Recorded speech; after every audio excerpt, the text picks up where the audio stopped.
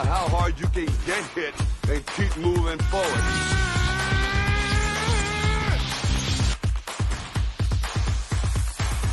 You're listening to the Wrestlebread podcast. Cut the shit.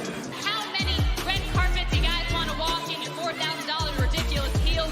You will never be able to lace up my Chuck Taylor.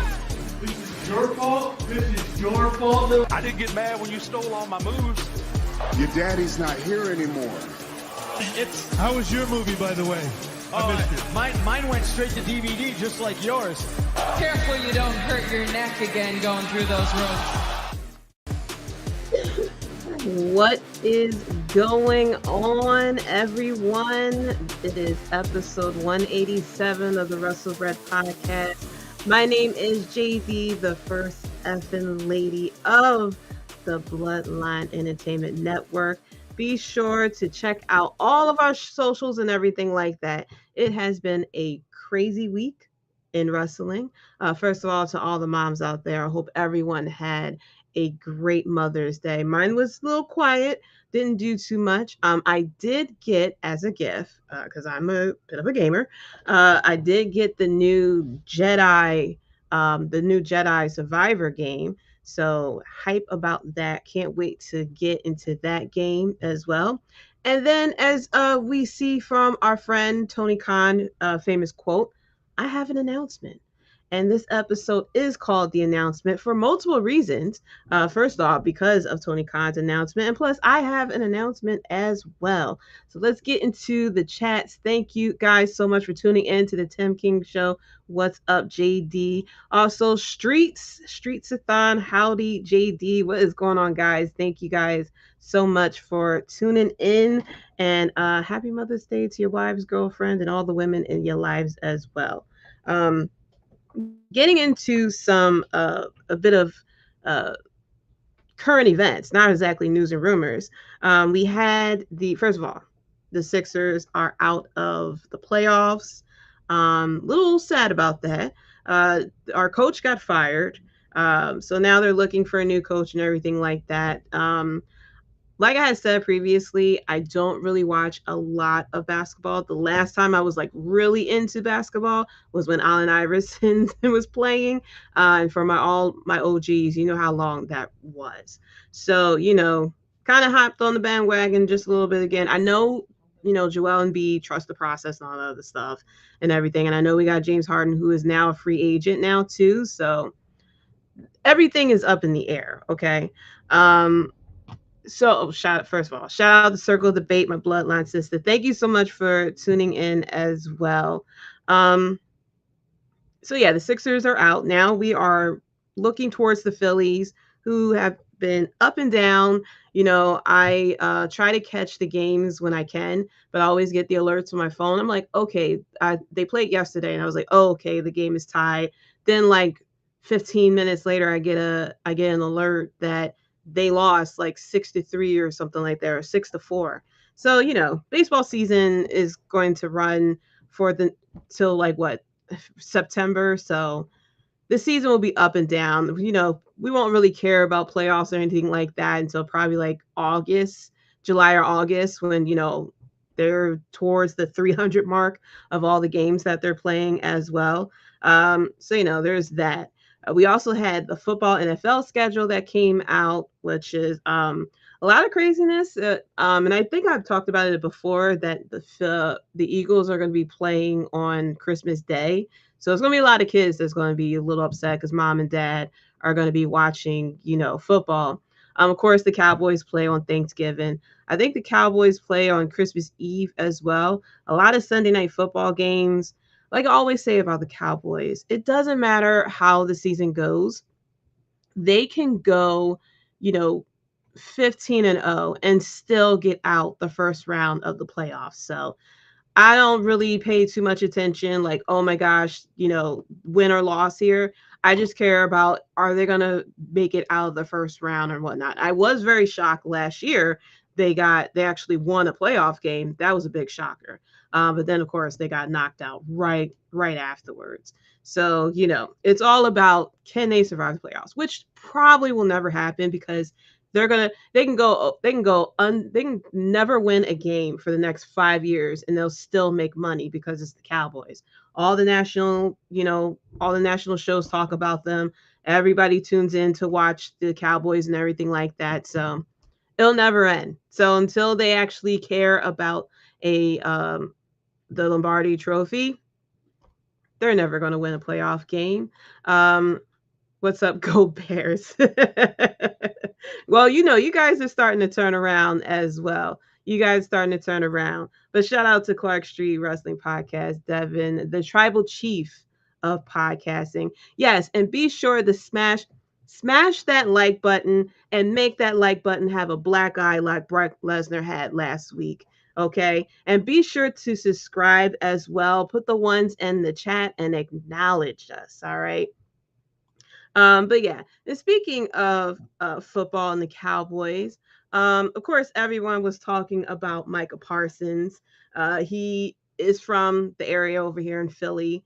I believe he went to Penn State and everything. He went to a Sixers game and wore a Sixers jersey and everything.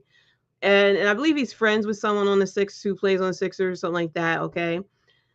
The issue is that this week he shows up at a Celtics game and he is, caught in 4K, first of all, talking to one of the players, talking about some, oh, I'm here to cheer you guys on and I may get a jersey, one of your jersey and stuff like that. Bro, first of all, everyone in Philly knows you pick a team and you ride that team to the ground. Usually about 90% of people in Philly are Eagles fans. There's a portion that are Cowboys fans, and then there's a portion that are fans of all different teams.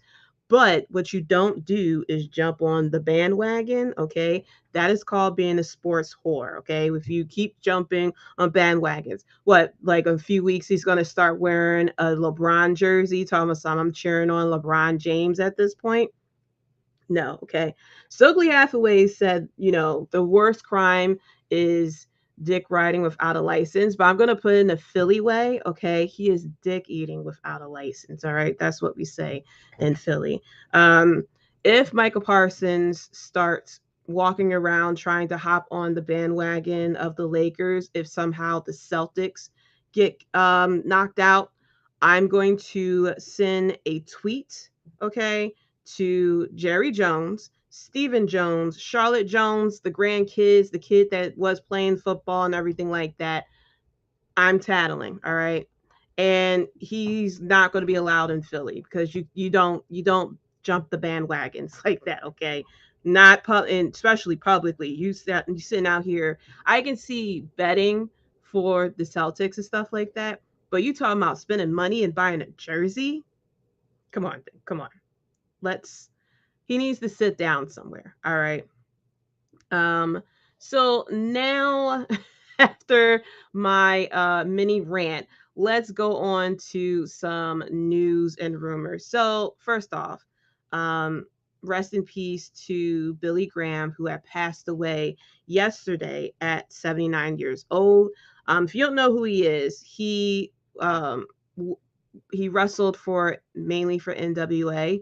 He did wrestle for WWF. He wrestled for WWF. So before Vince McMahon Jr. came along, he was the guy who defeated Bruno Sammartino. Bruno Sammartino was champion for like 10 years, and Superstar Billy Graham was the one who defeated Bruno and held the title. Held it for under a year, I believe it was. He officially retired in 1987. He trained in the Hart Dungeon as well, and he wrestled for Stu Hart's wrestling promotion, I believe, as well. And he is in the WWE Hall of Fame in 2013. He was, news out there previously that he was dealing with a lot of health issues and that he was on life support. And unfortunately, I believe he was taken off of life support not too long ago. So thoughts and prayers go out to him and his family. He was wrestling before I even started watching. Like I started watching wrestling in 92. So I completely missed his era.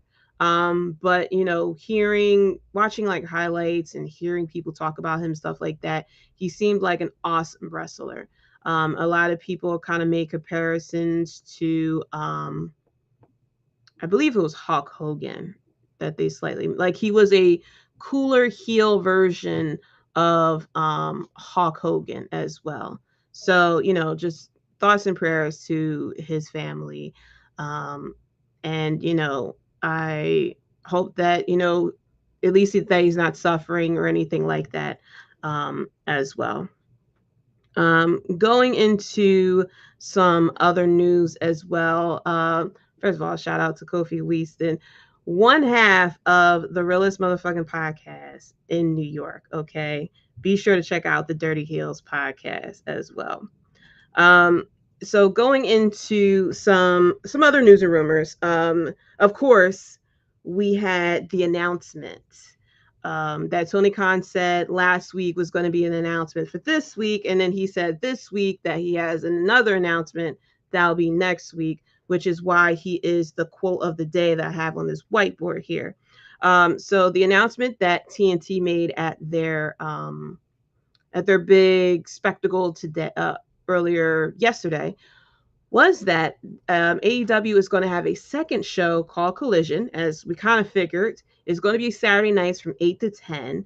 And the other surprise is that it's going to be featuring wrestlers that we haven't seen in a while, like Thunder Rosa, Powerhouse Hobbs, Samoa Joe. House of Black was featured on the roster as well, along with Miro and Andrade. So we found Andrade. Andrade is here. Don't know if it's going to be a brand split. There's no news about that. My personal opinion, I don't think it's going to be a hard brand split. I think it's going to be similar to what they kind of been doing, where they'll have people that'll be featured mainly on Collision, people will be featured mainly on Dynamite, and they'll just switch to and fro depending on the storyline. Kind of similar with Jade Cargill. Jade Cargill is mainly on Rampage. Of course, she's the TBS champion, but sometimes she'll be featured on Dynamite as well. So that's how I think it's going to go. I don't think it's these rumors that everybody's talking about that it's a brand split because we're separating people who don't get along, which makes zero sense because they have pay-per-views every couple of months where everybody has to come together. And if they don't know how to really handle each other personalities at that point, then Tony Khan needs to do something else. I feel as though I'm happy that we got this second show. I'm hoping that this will feature wrestlers who aren't normally featured on Dynamite, because Dynamite normally features the Elite, the Blackpool Combat Club, who else? The Outcasts, JAS. There are a lot of the factions are dominantly featured on Dynamite, and we have a lot of people who will be on Rampage, but not a lot of people tune into Rampage as often.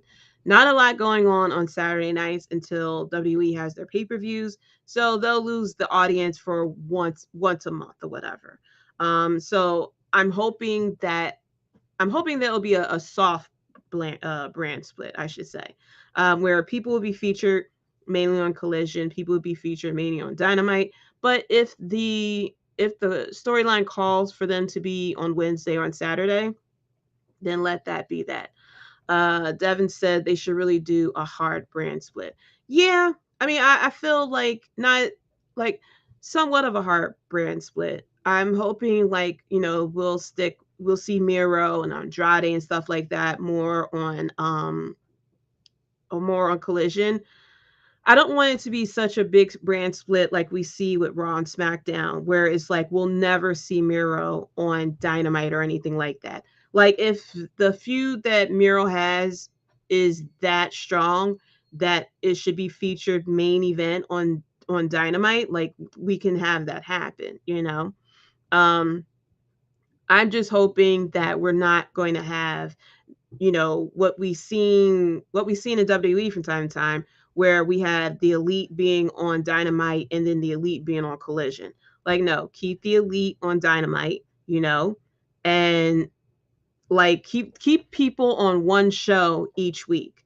Like, I don't need to see the Elite on Dynamite and Collision each and every week. Like, let them be featured mainly on Dynamite. If you want to put them on Collision for 1 week, you can do that, but let's not see them on Dynamite that week either. So that's what I'm hoping is what's going to happen. And because they have a big roster and they only had, what, 3 hours of TV, especially now that they're no longer doing the YouTube shows, that we should be seeing more people more often. And I guess well, no, you can't really have Rampage kind of a bit of a replacement for Dark and Dark Elevation because you have wrestler like you have Jay Cargill on there, who is TBS champion. Now this is going to be on Collision. Is going to be on TNT until something sports wise happen, and then they'll get kicked off. Which I'm hoping it doesn't happen. I'm hoping that this Saturday show will sit at a hard like Saturday night. Like TNT won't sit there and start kicking them off or anything like that. Which I doubt that they will as well.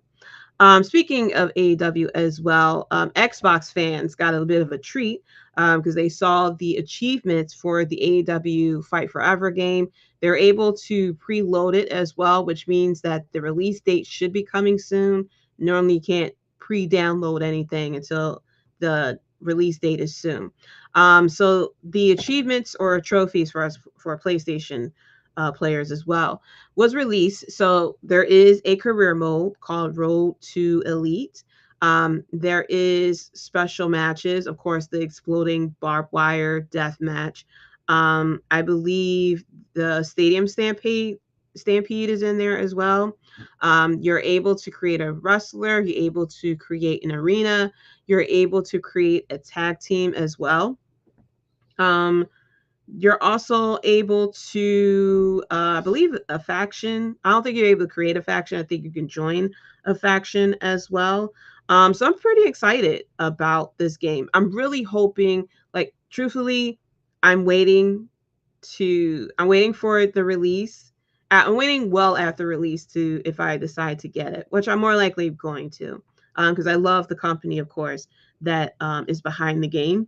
But I'm going to wait because I'm hoping that this isn't going to be a 2K20 type of situation because there's been so many issues and delays with this game. I'm hoping that it just does not come out buggy because of, the releases and the situation with CM Punk. There was a leak that he is apparently still in the game.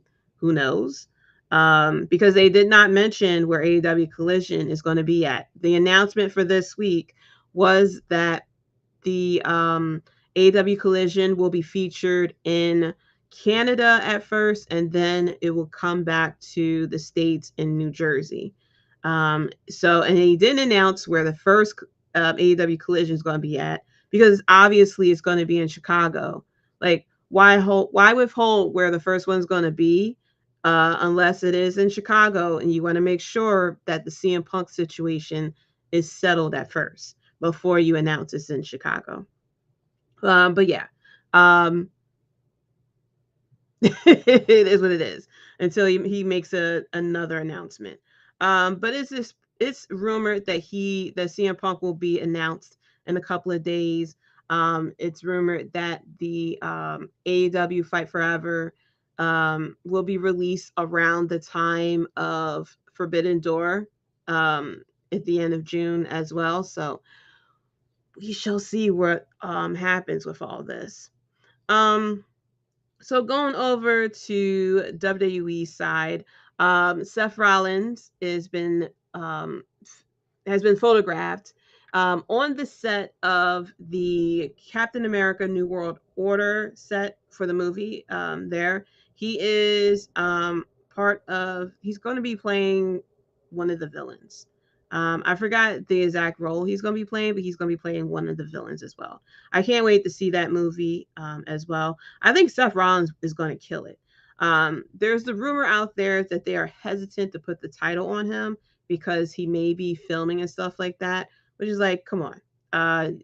We have seen with Roman Reigns that you're able to let the champion film things, go on vacation, disappear and stuff like that, and have everyone else hold it down. So I'm hoping that, they'll put the title on him and not withhold it. So we'll see.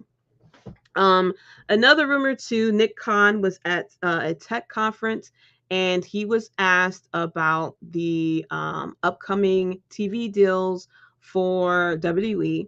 And he made mention, he kind of like dropped a hint that SmackDown may move, or it does not have to be on Fridays.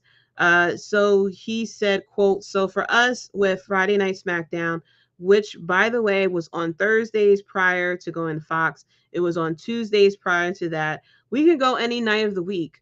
So for entities looking for, hey, we want to program certain nights of the week, we think we're attractive to them as well. First of all, let's not move SmackDown off of Fridays. If the WWE Insider is listening, please tell Nick Khan don't move SmackDown off of Fridays. Like, where else is it going to go?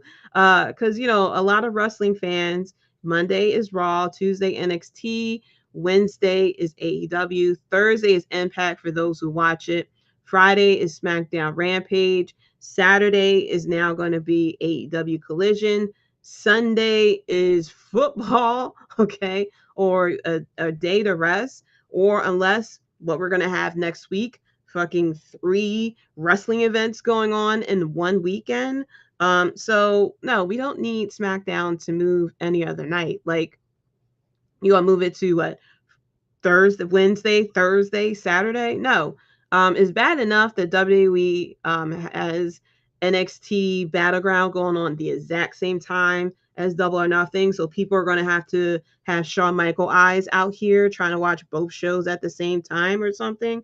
But no, we don't need all that. Like, just leave it on Fridays. I don't mind, on a Friday just being able to chill and relax and kick back and stuff like that. So we don't need to do all that. All right, we don't need to do all that.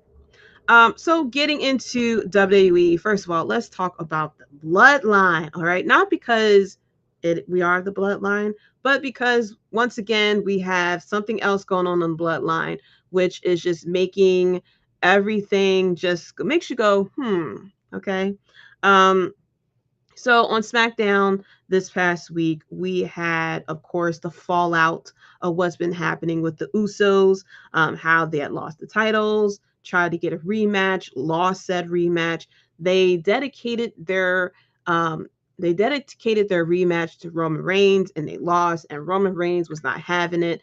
Of course, Paul Heyman has been dropping hints of Solo possibly turning on his brothers, or possibly the brothers turning on Baby Uso. Who knows? But like I always said, the big thing that I love about the Bloodline is that there's so many like things happening with the story, is taking multiple turns and stuff like that, and it's their moneymaker. People tune in because Roman is there. Roman is, like, even though he is a heel, he is one of the hottest things in WWE right now. The storyline of the Bloodline is one of the hottest things going. And it kind of shows, because look how hot the storyline was as far as when Cody was going against Roman Reigns. And now it's not as exciting with Cody going against Brock Lesnar. Look at the storyline with Sami Zayn going against Roman Reigns, and now that Sami Zayn is outside of that storyline pretty much. I believe they may be feuding. Well, of course they're going against Roman and Solo, but however, their storyline is mainly just defending the tag team titles against different tag teams on Raw or SmackDown. And it's not as exciting as when Sami was going against Roman and the whole situation. Even with KO and Sami Zayn primarily going after the tag team titles, with everything that was going on between Jay and Sami as well. Not as exciting as it was, like I had said, with them just mainly defending their titles against other people. I mean, they had them in a 6-man tag with Riddle at one point, as my phone reminds me that I need to drink water. So it's an exciting time, first of all, for the Bloodline. I'm very interested to see, like I said, how everything will start to break down. Like, is it going to be Jay turning on Roman Reigns? Is it going to be Jimmy turning on Roman Reigns? Is it going to be Solo turning on Roman Reigns to not turn on his brothers? It's like so many ways this can go. And once the Bloodline starts to split, that's when I feel like Roman Reigns is going to eventually lose his title, and he'll really take a very long vacation after that. Of course, there's the rumor that he'll be going further part-time. I don't really mind it, because with the booking of Triple H and from what we have seen, especially for Clash at the Castle, the roster is strong enough to put on a good show without having Roman Reigns there. And like I said with Bianca Belair, we don't need the champion we don't need to see the champion at every single Raw or SmackDown defending the title every single week. Have your main champion pop in here and there, but the roster is strong enough to where as though you don't need the champion defending every single week. I know a lot of people feel that way. I mean, that's what they kind of did at during Attitude Era. There were a lot of defending champions, and it was mainly because we had a lot of hot feuds, with Stone Cold, Triple H, The Rock, and Mick Foley, Undertaker, and stuff like that. And even with well, not necessarily the tag teams, but mainly with the world heavyweight title, we had, defending champions and stuff like that. And it kind of made it exciting. That's because they had multiple stars. So you won't get tired of seeing the champion, because you had multiple stars, you had multiple feuds that you can sit there and run with, and things were a lot easier to book. Whereas though now today, we don't have that many like main event superstars that really automatically draw an audience in, like we have been seeing with Roman Reigns. And I feel as though with Roman Reigns like taking a step back, it really gives an opportunity for WWE to really build up other people. We have Cody, we have Seth Rollins as well. We have Sami Zayn. We have Gunther as well. I mean, the match between Gunther, Sheamus, and Drew McIntyre. It gives other people a chance to shine and grow from there as well. Yes, a lot of wrestling. There's going to be a lot of wrestling that weekend. I mean, if I do the prediction show with the Bloodline, that bad boy is going to be like 5 hours long. Shout out to you, Tim King. Devin says, you dedicate a match to me and then you lose. I was like, get him, Tribal Chief. The Hulk Hogan WCW strategy. Yeah. Yeah, Roman Reigns was not happy that they dedicated a match to him and then lost. Like, you can't dedicate a match to the champion that's been champion for 1,000 days and then you lose. That's kind of embarrassing. And because of that, what happens?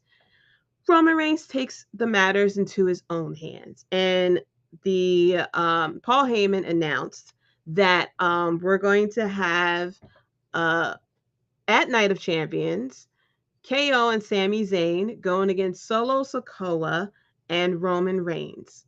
So yeah, we're gonna have that, and I like it's some people out there that's kind of wanting the chaos and have Roman and Solo win and have Roman Reigns walk around with 4 titles.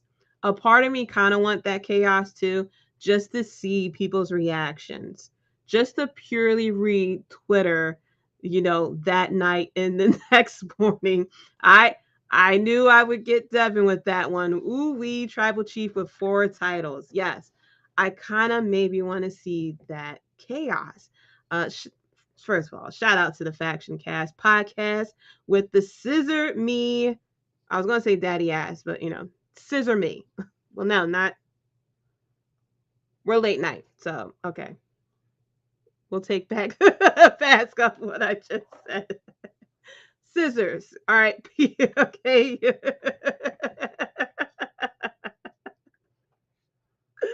All right. And I didn't even have any wine tonight. So, wow. But yeah, a part of me wants that chaos just to read Twitter that night and the next night and just to see like how they're gonna book it. Like give like do we want to give Roman Reigns the Triple H treatment? Like everybody has been putting out the memes and stuff like that of Triple H with all the titles. Like, do we replace that with Roman Reigns? Tevin says, give me the chaos. Yes. Like a part of me wants the chaos just to see it, just to see how people would react to it, you know? Like all those people that loved Roman Reigns, you know, when he was cool and stuff like that before Cody, you know, before Cody came along, like, you know, Tribal Chief, yes, and all that stuff. Like, are y'all keeping the same energy? Give Roman all the titles, give him the women's Raw and SmackDown title, to bring back the 24/7 title as well. Give him give him all the titles. But yeah, part of me wants to see the chaos from that. Now I read somewhere at first I was a little confused because I'm like, I don't think Sammy can go over there due to religion. But I didn't exactly read it myself, but I've read from other people that apparently relations are clearing up between Saudi Arabia and Syria. So it's possible that Sami Zayn can go over there, and that's why we're having this match. But I didn't double check that. Um, I didn't double check that. So we shall see. Devin says, yes, preach sister, the true belt collector. I mean, yeah, you brought up that point. Yes, we saw Kenny Omega going around to different companies collecting all the belts. He had what, like 5 belts at one point. Like, yeah, we can have Roman Reigns carry 4 titles around. Let's do it, you know?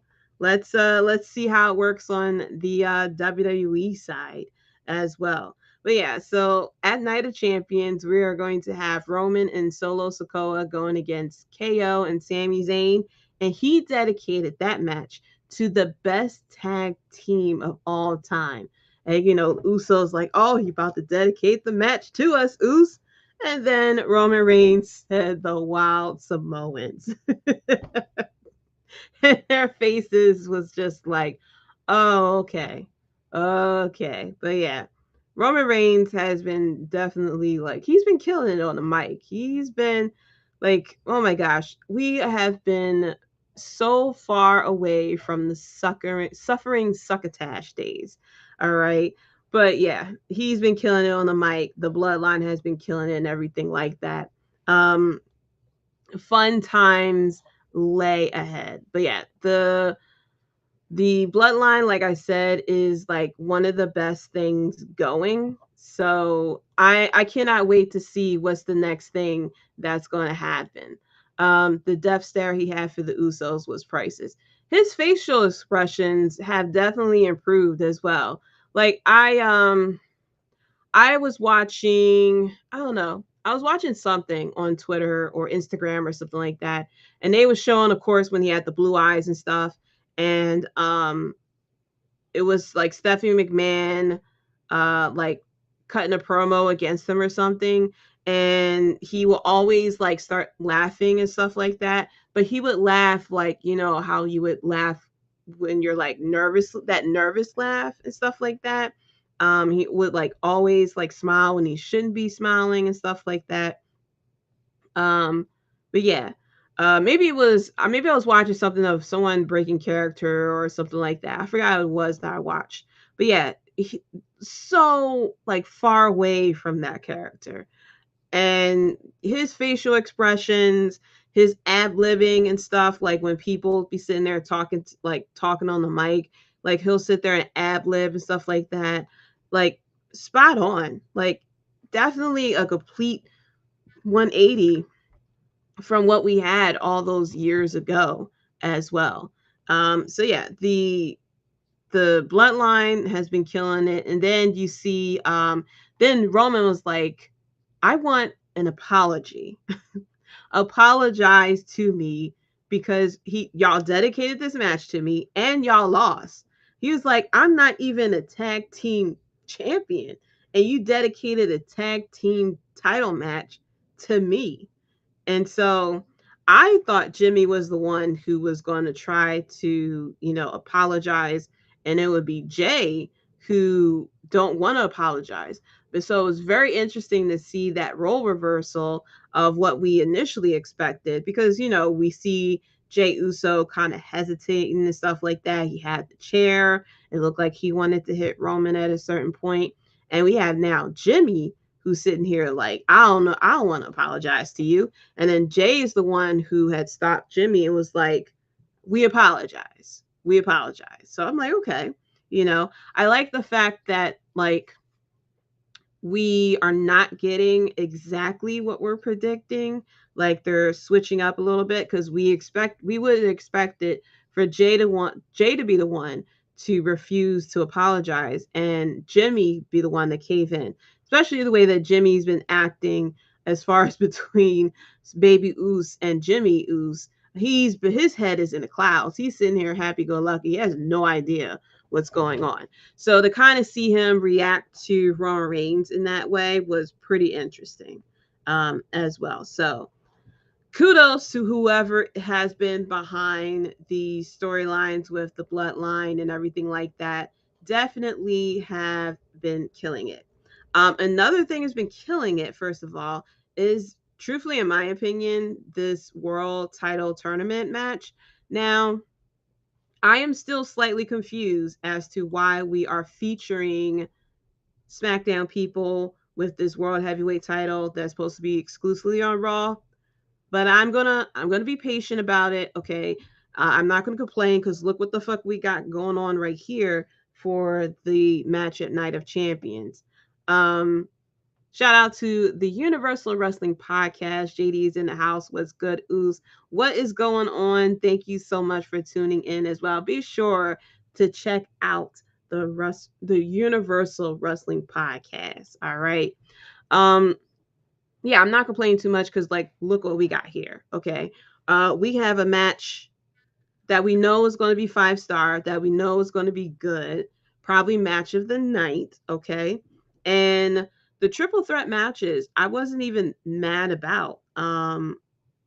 First of all, of course, with on Raw's side, we thought that we was going to have Cody win. It was between like either Cody winning or Finn Balor winning. But of course, Cody got taken out by Brock Lesnar because Brock Lesnar was like, look at my face. Because, you can't go home to your wife with a big ass gash on your forehead and your eye black as shit. So Sable probably told him like, you need to get back out there and handle it because no. And he's probably just pissed off about it. So he was thinking about Cody more than he was thinking about Bobby Lashley. So he went out there and handled his business. So as we know, we're going to get Brock Lesnar versus Cody Rhodes at Night of Champions. And so it led to Seth Rollins and Finn Balor, which I had talked about in the last episode as well, which was a great match. And then on the other side, first of all, hello, it's 2023, and we have a match between AJ Styles, Rey Mysterio, and Edge. Like, whoa, who rewind the time here, okay? And not only did we have those three in a ring, it was a very good damn match. It didn't feel like we was watching three people who are like past their prime or anything like that. It felt like we was watching them from 20 years ago. It was a great match. A lot of like unique offense as well. First of all, and we had AJ Styles who won here. And then we had the other triple threat match where Bobby Lashley got like cut open. I forgot who was in that. It was Bobby Lashley, The Miz, and Bronson Reed, I think it was. That's who it was. I think it was those three. And that was a hard hitting match, which was complete different from what we saw in the earlier match where there was a lot of high flying and stuff like that, of course. Devin said, average age of 40 in that ring. Exactly. Like, It's the craziest thing. It was such a good match. That match was better than people who are half their age that we've seen in WWE and in AEW. Okay. Yes, I fired shots at both companies. But yeah, that triple threat match was so good. Both triple threat matches was good. Because the one where Bobby Lashley was in, it was very hard hitting, very grounded. And whereas though in this triple threat match, it was, aerial moves, fast paced, high flying and stuff like that. And I love that. I love where we can have different wrestling styles and different type of wrestling matches because it could work. Like I am a girl that loves my spots and stuff like that. I love my luchas and everything, but I love my technicians. I love technical wrestling. I love storytelling. I just love good wrestling matches. Like you can give me a good wrestling match, whether you want to safely jump off of ladders and stuff like that and run ropes and everything like that and do the flippity floppity stuff. Or if you want to be technical, like we saw like matches with Bryan Danielson in there and stuff like that, or intense storytelling as well. I love it all. Okay. I love it all. Devin says WWE has been giving us more blood lately. A bit weird. It is a bit weird. I was completely shocked when Brock Lesnar got busted open. And I thought that the screen was going to turn black and white. I thought the camera was going to cut away or something like that. But of course, it's Brock Lesnar. Brock Lesnar gets to do whatever he wants. But then we had it with Bobby Lashley, and it's like, wow, like we're okay with this. And I don't know, but I feel like we should be saying thank you AEW for this, because WWE definitely stepped away from blood before all this. And then once we see, AEW is doing blood outside of John fucking Moxley, okay, who bleeds by blinking sometimes, that the crowd responds to, that crowd is responding to blood. It's not like parents are freaking out and they're not on the news because blood and stuff like that. That WWE is like coming around to it as well. It's a very weird time that we are in.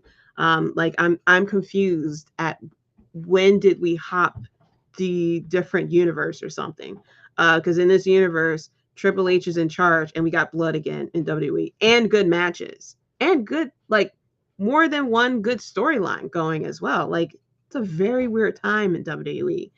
Maybe because we're just so used to PG era going on for like forever, as well. It's just it's very weird. Tim said Seth and AJ is going to be a banger. Yes, bang your chest over and over again because this one is going to be a banger. Okay. First of all, I'm a fan of both these guys. First of all, I'm a fan of this guy right here. Okay. AJ Styles. All right. I'm not an Indies person. Okay. I was a WWE head for the longest of times. So I missed all of LOL TNA. I missed all of TNA AJ Styles, stuff like that. I missed all of AJ Styles in New Japan and stuff like that. But I heard rumors of him being a free agent, stuff like that. People freaking out. I've heard of the name AJ Styles, of course. I've heard of him. I just never sat down and watched the match. So when I heard he was coming, I looked him up. I was like, this guy's amazing. And then, of course, he debuted at Royal Rumble. And then we just see him go on and on through WWE, especially his feud with John Cena. Like anyone who can make John Cena look like a fucking wrestler, not a sports entertainer, a wrestler. John Cena pulled out a 6 move off of this or something like that. Like John Cena was wrestling like he was not Bryan Danielson type of status, but few notches under it. Like he was actually wrestling. And I was like, that really speaks volumes to AJ Styles. Devin says, I love me some WWE. I know you love you some WWE, okay? For AEW, I know your word is passable, okay? But yes, I love me everything. Because I've been to a few indie shows where I am one of 200 people down in the ECW arena here in Philly.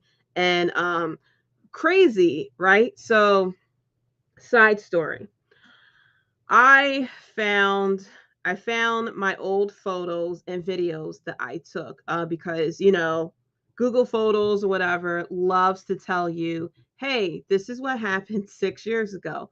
Remember this from 7 years ago? You looked a little happier then. A lot of things happened then. Um, so my phone, somehow I found these photos that I took.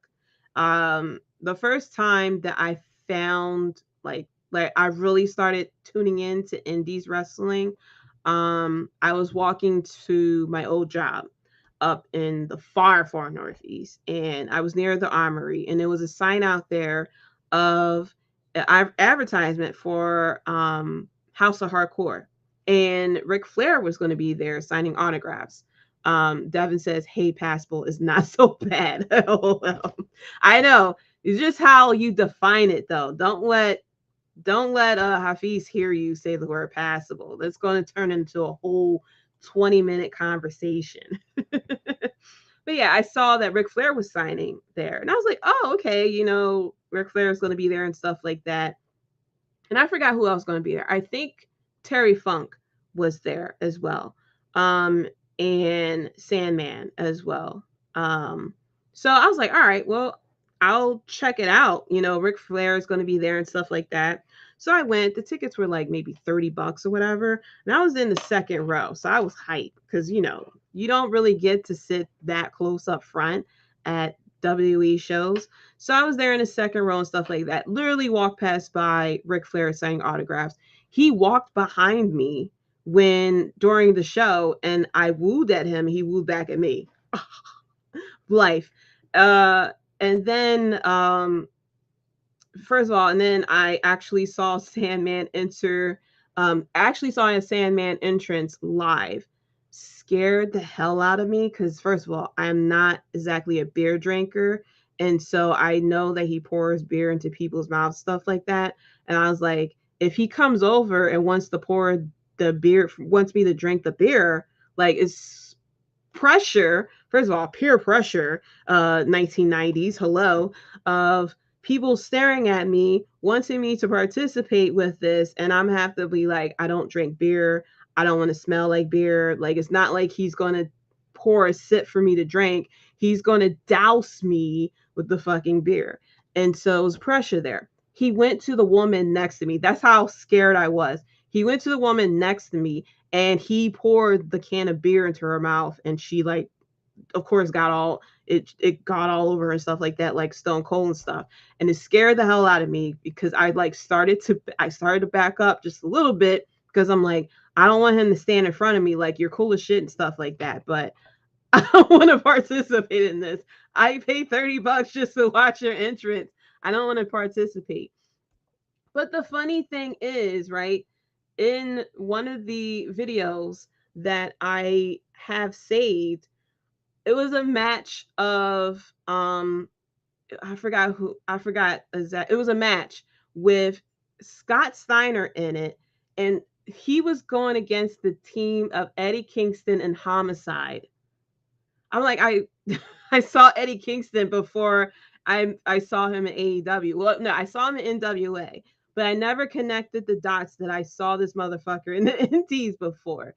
And then, of course, after I saw that one show in Philly, they came again. I was like, oh man, this is really fun. It's a lot of people there. And I saw, I think Mick Foley was there too.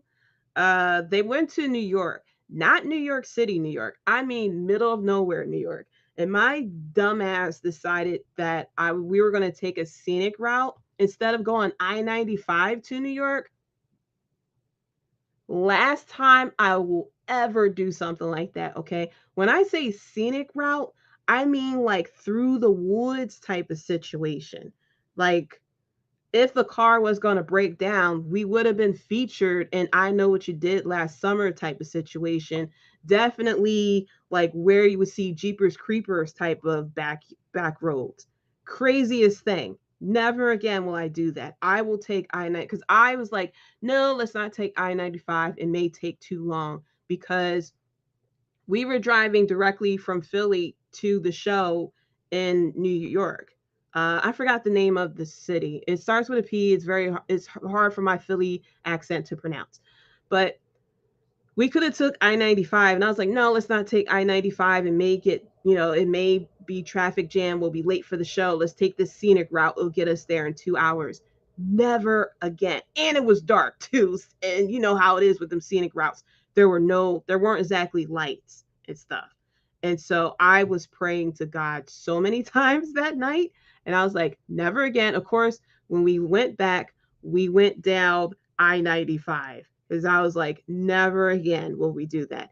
And then because of the route that we were going, we had to go into Jersey, and driving in Philly and driving in Jersey, two different things. If you ever drove in Jersey, you can't do a lot of things that you do in Philly. The moment we crossed the bridge into Jersey, we got pulled over for speeding.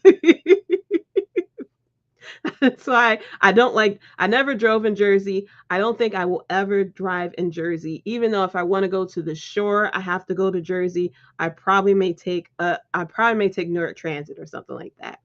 Oh wow, cool story, First Lady. Yeah, so it's crazy. I saw Eddie Kingston in LA. I saw Eddie Kingston in Homicide in person before I knew who they were. And that was and then when I went to the show in New York, that was the first time I saw the Young Bucks. And I was like, I love these freaking guys, because they were sitting there talking mad shit during their match like they usually do.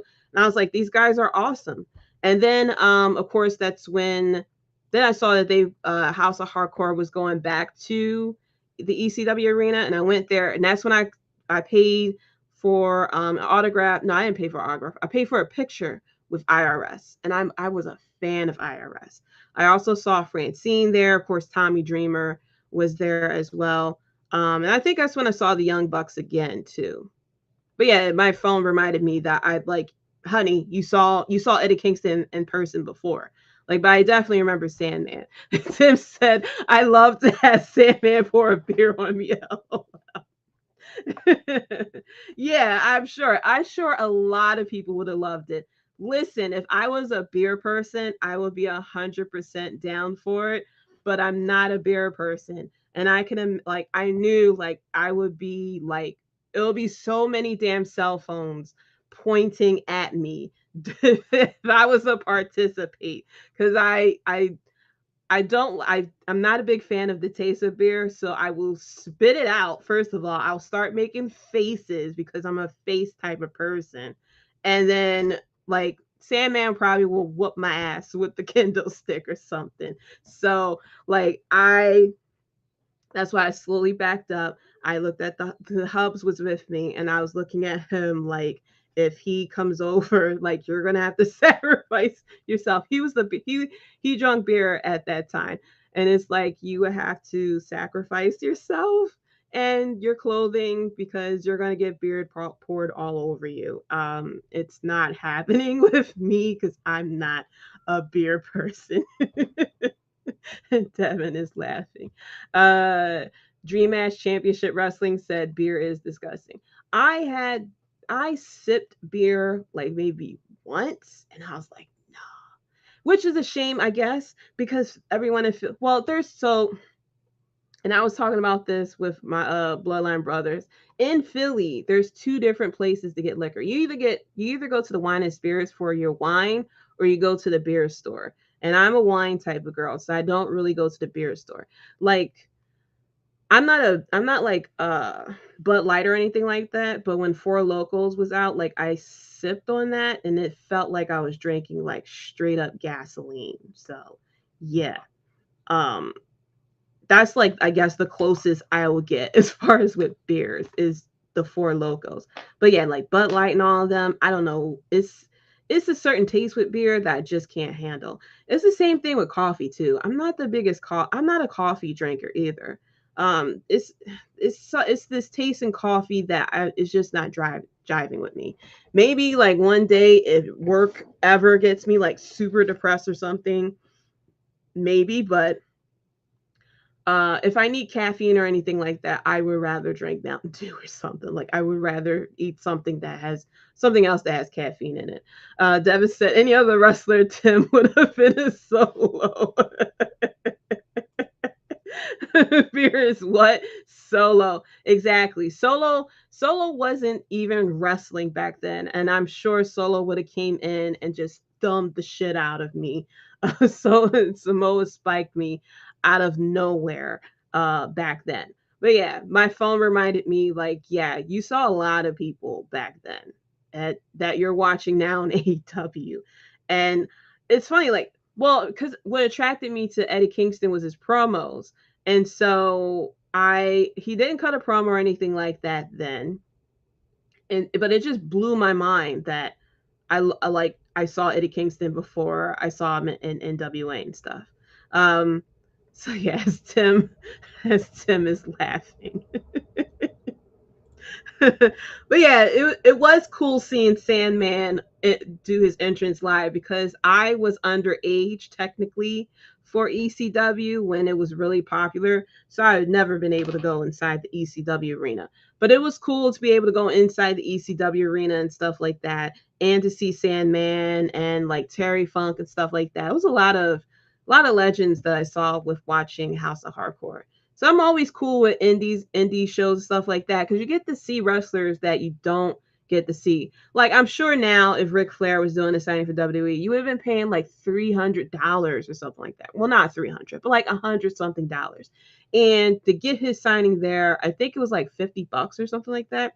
I paid like $20 to get a picture with IRS, which I still have to this day. So yeah, I'm a fan of the indie shows.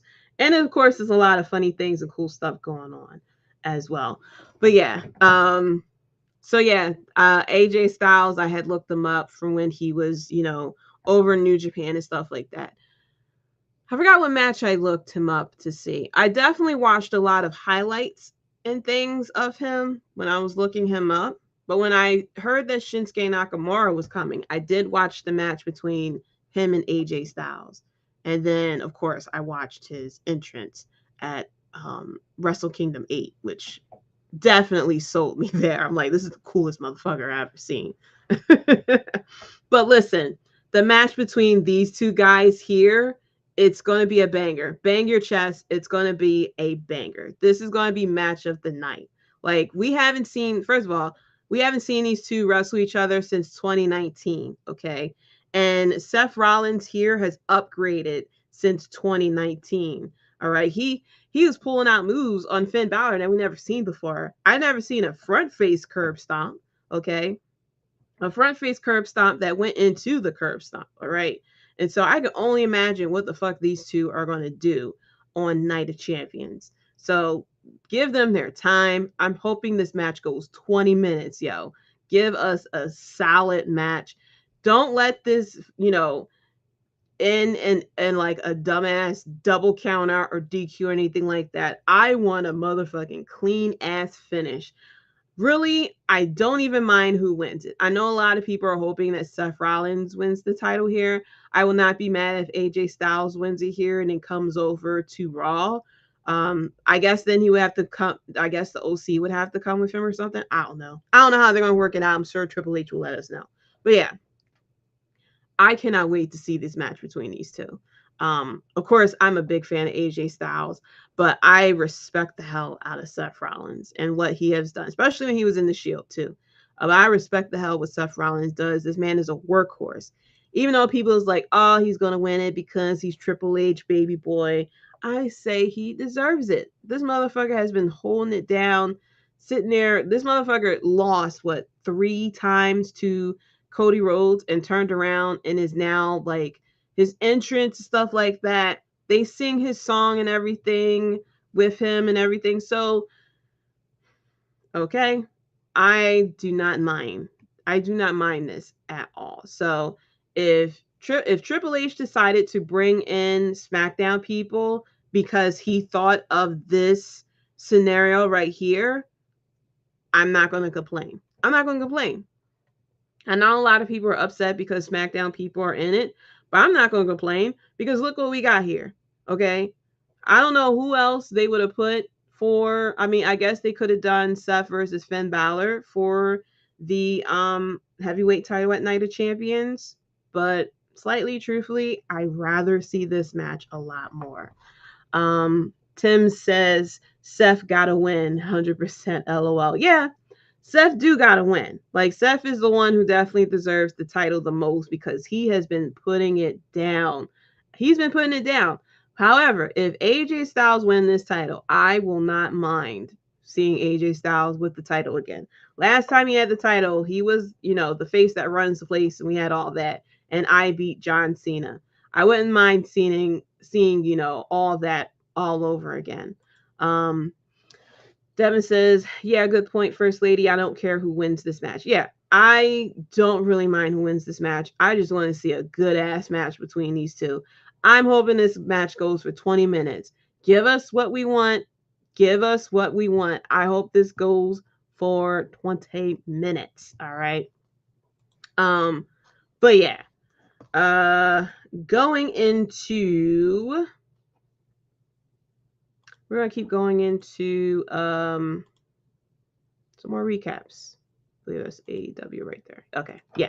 So we're going to go into some more recaps what happened between Raw and SmackDown before we go to AEW. First of all, everyone loves Mommy. Mommy is getting the Mommy chant. I believe they were in Texas for SmackDown or SmackDown Raw. One of them. They were in Texas. Shout out to them for being loud as all hell, too. A lot of Mommy chants. Everyone loves Mommy. And Dom, I thought it was just Puerto Rico that, we've seen it in other places, but I thought like Puerto Rico was like the top notch of how much heat Dom will get. But Dom was not able to speak on Raw. I think it was Raw or SmackDown, one of them two. He couldn't even get a word in. Judgment Day was there with KO and Sami Zayn. Actually, I think it was Raw. KO and Sami Zayn was there, and Dominic was not able to get a word in because they were booing the hell out of him. I'm like, this man has surpassed nuclear heat. He is at galactic heat, man. To the point, like, every city you in, you can't even speak, yo. You can't even speak. And all you did was tell your mama to shut up. And you slap your dad and stuff like that. But all you did was do this stuff. And then next thing you know, like, no one is letting you speak. That is crazy, first of all. That is crazy. And also, first of all, shout out to Akira Tozawa. For these past couple of times, he saw Rhea Ripley and he noped his way out of there. And then he saw Gunther and he's noped his way out of there. I don't blame him. First of all, I wouldn't exactly walk away from Rhea Ripley. I would respectively let her walk past by. And I probably would have big cheese ass smile, like Chester Cat smile on my face. But yeah, Tozawa is like, listen, I don't get fucking paid enough for this shit. And he stepped away. Future debate. Who's the better heel, Dom or MJF? Dom has definitely been growing on me. See, between Dom and MJF, like, there are two different types of heels. MJF, he is just like a straight up asshole heel. Like, we wouldn't, like, some of the things that MJF does, we will not see Dom does. Like, splashing the kid with water or tequila, whatever. We won't see Dom do that. Even though he did it to his sister, like, we won't see Dom do that. Like, we won't see, of course, MJF will take it there, as far as cutting promos and stuff like that. MJF, his deal and his heat with people, he has issues with everyone. All right. Dom just has an issue with his deadbeat dad. Dom's reason why Dom is heel. If we really like bring it down and really think about it, Dom is actually heel because of his dad. He feels as though his dad's a deadbeat. He wanted the attention and the love from his dad. He probably saw on Peacock or WWE Network that he was adopted, okay, because his real dad is Eddie Guerrero. And he just wanted love from Rey Mysterio. And he didn't get it. And so, of course, he landed into the wrong crowd. Like I said, Dom is technically a Disney villain.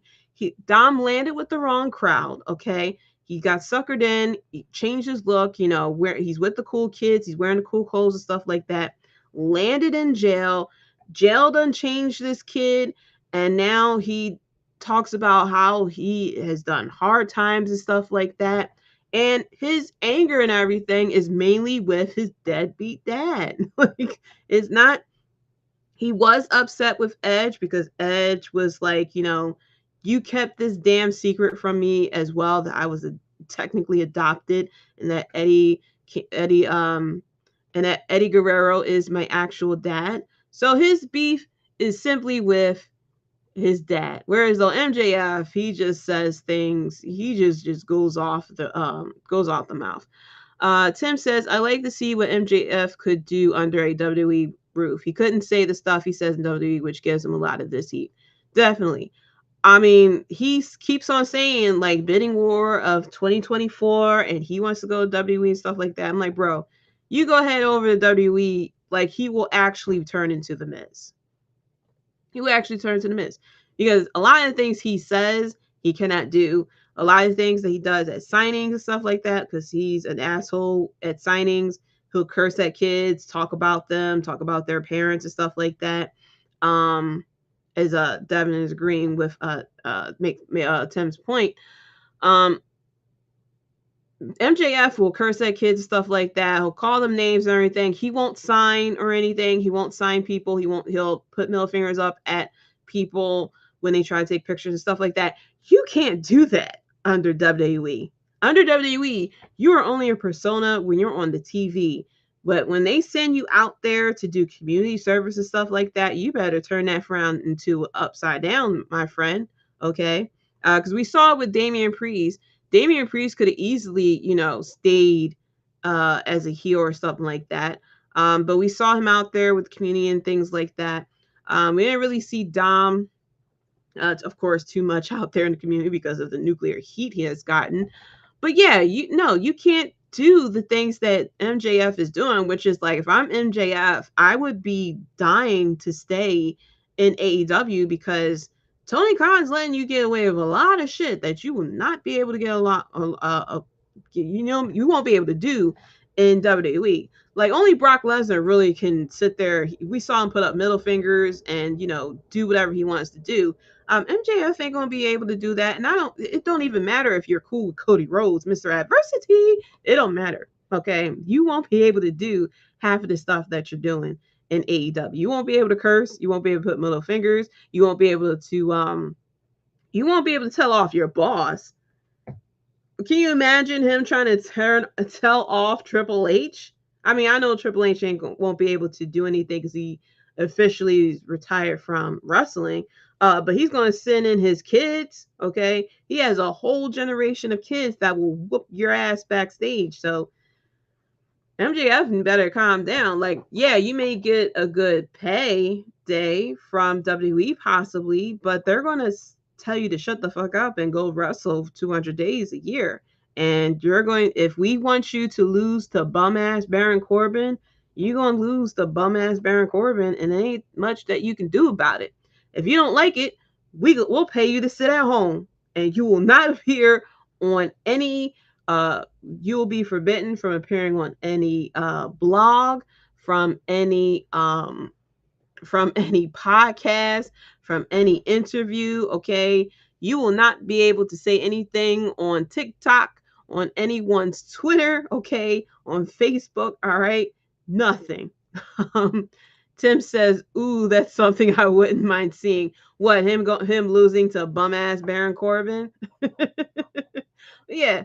Like, you better sit down and chill, yo. Like, if they decide to turn you into what we see with Mustafa Ali and Mr. Positivity and Think Positive, if they decide to make you into the latest edition of the maximum male models, like, you better chill out, okay? Like, I've said it plenty of times. Triple H can be Petty Betty if he wanted to.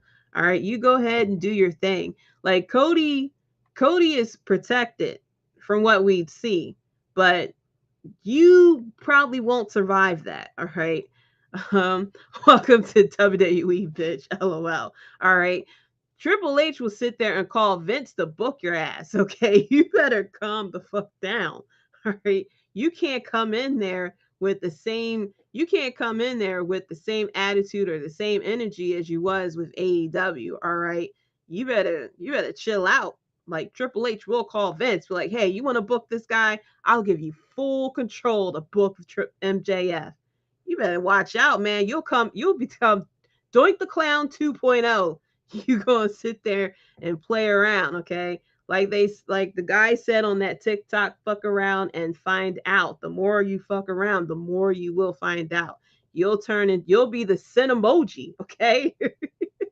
You will be the sin emoji. All right. Don't play with WWE. They'll they'll give you everything. Oh, full control, you say. Yes, all right. Your name will no longer be MJF, okay? They'll sit there and turn you into a Sesame Street puppet, all right? They'll change your name. You will not be MJF anymore because they're good. They're good with changing names. Even Triple H have changed people's names, as we saw in NXT, okay? Kind of turned into Asuka, okay? So they'll change your name. You will no longer be MJF, all right? You'll be Joe Johnson or something like that, okay? You'll be Frank. You'll be sit there with what's his name, Tony D'Angelo and stuff like that. You better chill out. They'll turn you into a security guard during someone's entrance, all right? They'll do to you exactly what they had you do previously, playing that security guard against Samoa Joe, and someone push you up against the wall again because you're sitting there trying to walk too damn fast. All right. Don't let the shine and success of Mr. Adversity, okay, fool you. All right. They'll book you. This is the same people that have done this is the same people that renamed LA Knight to what was his name? What was his name? Max Dupree. Okay. Even Triple H have his issues as far as booking. I mean, we seen what happened Raw after Mania. All right. We seen what happened to Karrion Kross. Okay, so MJF better calm down. MJF better calm down. You're gonna be sitting there crying to Tony. Tony, I'm sorry. Please take me back. And speaking of returns, we got Apollo Crews coming back. He's ready to take over Raw, and I'm like, bro, you ain't even take over NXT. You didn't win not one title. You had one title shot. You sat there and was seeing shit from the future and stuff like that. And apparently you did not see the fact that you were going to lose that damn title shot in the future. All right. You were sitting there and looking at the future and how you're going to react to stuff like that. And he probably actually did see the future, saw that he was going to lose that title match. It was like, you know what? I'm taking my ass back up to the main roster. But we will see how they're going to book Apollo Crews this time. Hoping that he connects a little bit more to the audience. Because I'm hoping that they do something else with him. Like, you can't be the smiling happy guy on the main roster. You have to, that's not a character, even though they're kind of doing it with Ali, which I'll get into in a little bit. But yeah, I don't know. I don't know what we're going to do with him. Maybe team him up with Omos or something like that. Turn him into an Homo sapien. We'll see. Also, too, the Irish Ace is here. First of all, people were at first a little bit upset with Jaydee because he was in the Battle Royale and then he attacked Dolph Ziggler. So it looks like that may be the first feud. And then we had that great ass video package of, he looks really good. First of all, he was dressed in a black suit like Judgment Day, but he looked cool as all hell, of course. And then we saw, was it Kathy Kelly? I forgot who it was. Interviewing as he was leaving and he was talking, and then you see Finn Balor pulling up like fucking Batman in the shadows, watching him leave out, which, of course, we kind of figured that he would eventually join Judgment Day. Him and Finn Balor has history, of course. I kind of like I know people are like, oh, he should be by himself first, which is cool if this was NXT, but with the main roster, it's very best that he gets put with Judgment Day just to put him out there and put him in a good spacing with the crowd. Because we've seen with the casual crowd what happens if you do not give a good impression or if you do not put someone in a pretty good feud. I mean, look what happened with Karrion Kross. He was put immediately towards what seemed like the main picture, main title picture and everything like that. Had a very good feud with Drew McIntyre. Lost, and then it kind of trickled down from there, and he didn't become popular at all. Also, look at Hit Row as well. It was a bit of promise with them coming back and stuff like that, and then they pretty much have been booked as jobbers. Don't even know where they're at right now. Okay, so with Jaydee, Devin says Jaydee looked like a star. They did. They made him look like a star, and I love it. I was a fan of his when he came over from NXT UK. And I wasn't when they did the 2.0 and they changed up his name like that and stuff like that, and it felt like they they dialed him down a little bit. So I'm hoping now that he is up on the main roster, he's possibly going to be with Judgment Day and everything like that, that we dial him back up just a little bit again. But it's a lot of promise with what we saw on that video package as well. It's some people who are a bit upset that he is being put with Dolph Ziggler, but let's be honest, being put with Dolph Ziggler is like the perfect thing for someone starting out, especially someone if you want them to be menacing, you want them to come out like menacing, crazy or something like that. Dolph Ziggler is the perfect person to do it with because Dolph Ziggler will sell your moves like crazy. Okay. So I can only imagine when Jaydee starts doing, especially the headbutt and all the other stuff, Dolph is going to be dead. He's going to sell his moves like crazy and it's going to put Jaydee over. And so, yes, let him feud with Dolph Ziggler. All right. And eventually get him, look menacing enough so that when he joins Judgment Day, think about it. He has to be up there with, the people of with everyone in Judgment Day. Everyone in Judgment Day are like popular and like booked like main event type of situation here. Okay. We had Damian Priest, who just had an excellent match with Bad Bunny. Of course, being put on the map now, people are saying he should have a title run at some point. Dominic, who is like the biggest heel in WWE with the galactic heat. Of course, Rhea Ripley. First of all, mommy, hello. You can't get any higher than mommy. And then Finn Balor, who, first of all, Mr. 14 staples and stuff like that. So for Jaydee to actually get put with Judgment Day is actually a big ass compliment to him that they feel as though he can be as big of a star main event as them.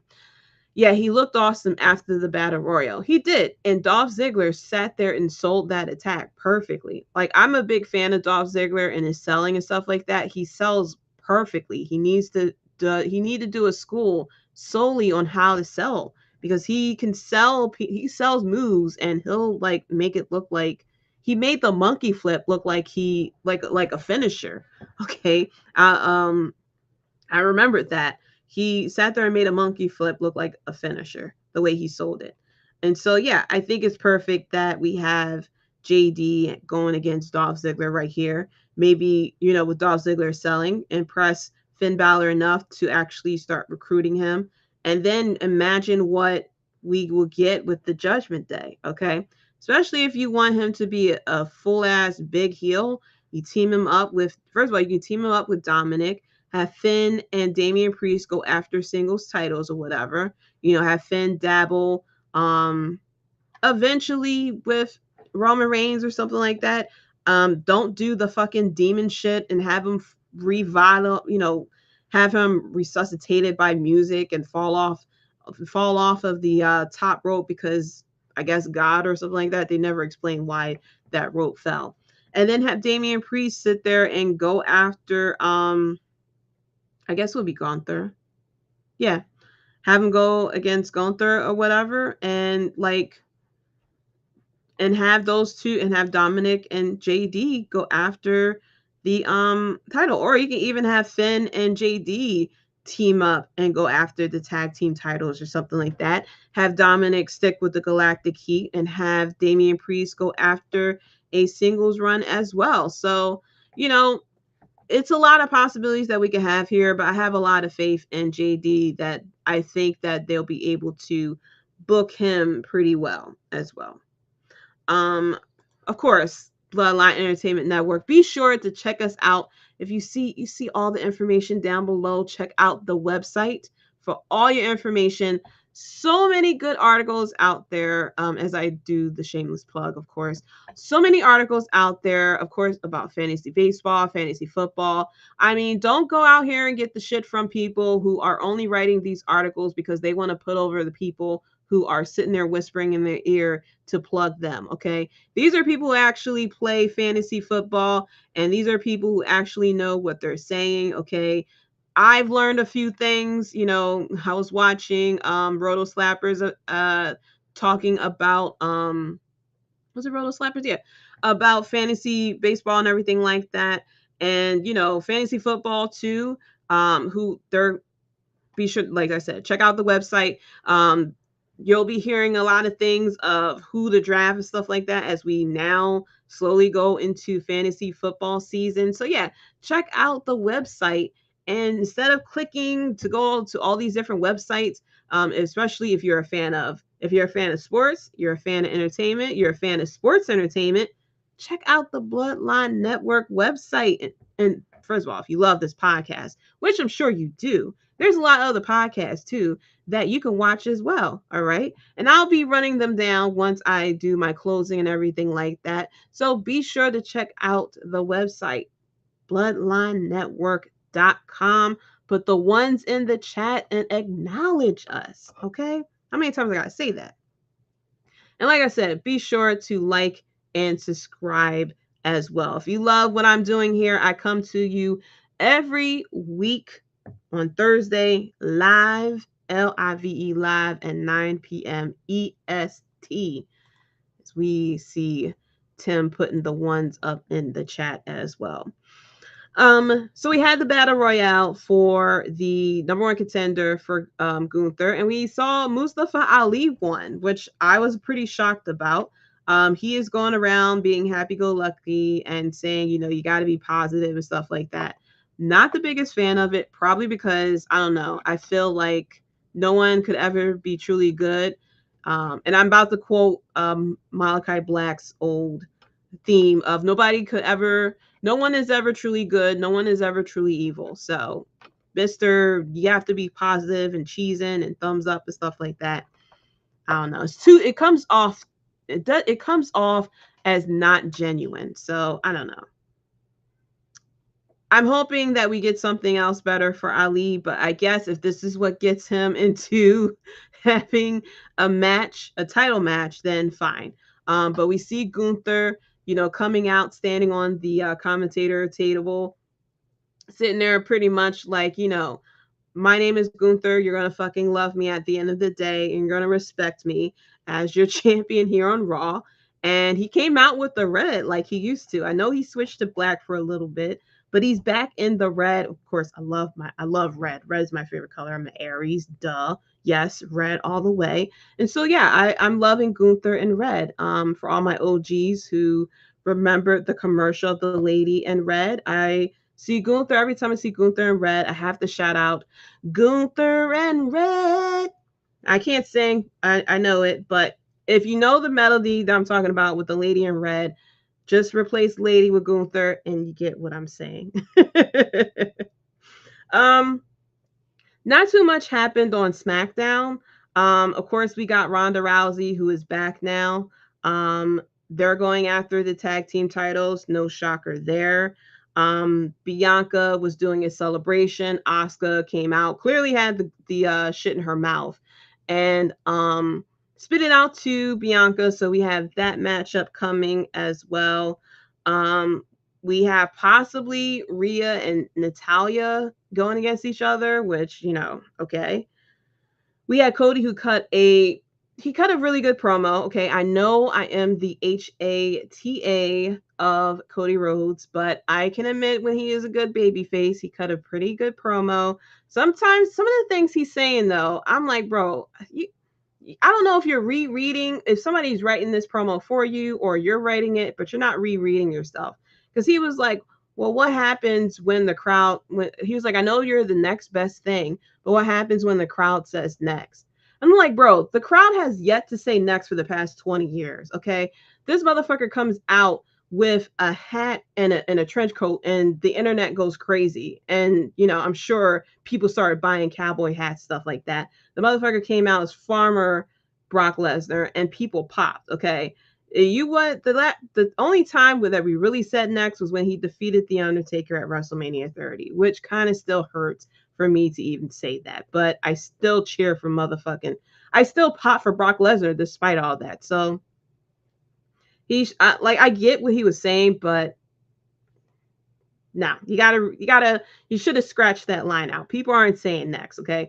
Brock Lesnar could disappear for like 3 months, come back wearing a fucking clown costume, and we'll still pop. We're like, look, it's Clown Lesnar. Stop it. Dom, what's up, first fucking lady? Gunther is dope no matter the color. I do miss old Jaws music when he came out. Yes, I miss the Imperium old theme. I love the Imperium old theme, especially when the crowd would sing along with it. Chef's kiss. Loved it. But thank you, Dom, for tuning in. Be sure to check out the Top Rope Wrestling Talk podcast as well, which is featured on the Bloodline Entertainment Network. But yeah, you know, Cody does cut some good promo stuff like that, get the crowd cheering and stuff like that. But there's some things that he'd be saying, like, I just want him to get, I don't know. I get that he's supposed to be ultimate babyface, but it's like, bro, I know you defeated Brock Lesnar, but you defeated Brock Lesnar on a technicality, like you rolled over, like he was about to fucking break your arm. So I wouldn't sit there and talk with my chest out or anything like that. Like, I get that you beat Brock Lesnar, but you beat Brock Lesnar on a roll-up, and then you pieced out of there. And you only pieced out of there because you knew he was about to whoop your ass again. So I wouldn't sit here and talk hot shit or anything like that. Like, I'll sit there and say I technically beat Brock Lesnar, but I'm not going to talk hot shit like what if the fans say next or anything like that. We're not saying next. We're counting how many times he suplexes you. That's what we're doing. But yeah, overall between Raw and SmackDown, it's getting good as we work towards the cards for Night of Champions. So as of right now, we have Seth Rollins going against AJ Styles, Cody going against Brock Lesnar, Sammy and KO going against Roman and Solo, Gunther versus Ali, Bianca versus Asuka. I'm guessing we're going to eventually do Rhea Ripley versus Natalya, whoever Austin Theory is going to be going against as well. And then if they decide to add a non-title match here or there, who knows? They may be keeping it up like that. I have yet to I still don't watch NXT consistently like that. I only watch really NXT. I watch the like go home show or whatever pay-per-view is happening. Truthfully, I feel like with NXT, it's similar to a soap opera where you don't have to watch like week to week, but you can watch the premium live events and still know what's going on. So that's what I kind of been doing. I'll watch the premium live event and I can like easily catch up on what's going on with it. So interesting thing that's happening next week. It's going to be a battleground for certain. We have NXT Battleground happening on Sunday. Yes, Sunday. The same exact time as Double or Nothing, which is very interesting. But for NXT Battleground, we have, as of right now, Carmelo Hayes going against Braun Breaker. We still have the tournament match going on for the NXT Women's title. Namdar and Dragon Lee going against each other. Wesley versus Tyler Bate versus Joe Gacy for the NXT North American Championship. Probably going to have like 1 or 2 more matches there as well. I believe probably for the tag team titles at that point. So we shall see what happens. So now going into AEW recap. First of all, we had a lot that has happened at AEW. Now I know they've been really concentrating on the 4 pillars, and that's what this past Dynamite was going on about. There's a bunch of yelling going on outside. That's what this past Dynamite was about the 4 pillars, and we had the 3 of them in the match mainly, and then MJF had a interview backstage where he knocked the microphone out of the hand of Renee Young.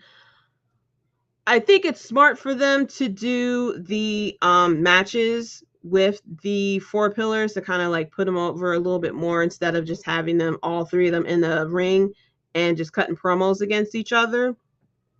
The thing is, though, some of the match choices were a bit weird. So we had Darby Allin teaming up randomly against Orange Cassidy in a match. So it didn't really the spotlight was more put on Orange Cassidy more than Darby Allin, even though it was Darby Allin who was getting the hot tags.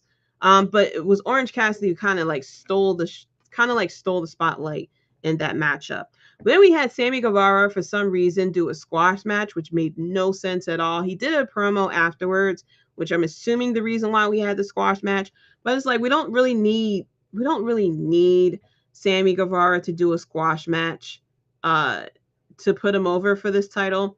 And then it's also a bit weird that we have Sammy Guevara, I guess, trying to be face after he was just heel and was buddy-buddy with MJF. And it wasn't like he was buddy-buddy with MJF because he knew what was happening. It was about to play him. He was legit buddy-buddy with MJF. Like, he was like, oh, you're my best friend. We're wearing shirts. And he only felt salty because MJF wouldn't give him a ride. So it's just like we're a little bit confusing there as far as the booking. Like, we're not exactly consistent with what's going on. But the biggest thing, of course, was what happened with these guys right here.